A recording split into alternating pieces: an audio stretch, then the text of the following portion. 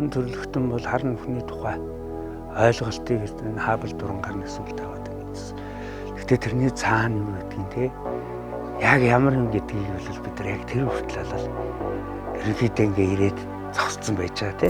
Тэнгүүд тэр бойд дээр болохоор нөгөө хөлөгмөн явсаар угаад одоо харна хүн дээр очиж байгаа байхгүй. Тэгээ харна хүн дээр очиход бидний одоо ойлголтууд биш цаг хугацаа орон зайны бүх гэрлийг бүх юмыг өөртөө ингээ хураадаг харанхуй болгодог тийм хав нөх байна гэж тэ. Тэрийг л бид нар хөгжмөөр илэрхийлэх гээд тийм агуу тийм бүх гэрлийг залгиж хүчдэг үл хөгжмөндөр ямар дуу авьяатай байх юм те. Ямар аястай байх юм. Ер нь бол бас нөгөө Voyager-ийн маань аялал ерөнхийдөө яг явсаар угаад тэнд хүрээд дуусж байгаагаар ерөнхийдөө манай энэ сансар цомгийн төсөл нь бол ерөнхийдөө ингэж базагдчихж байгаа.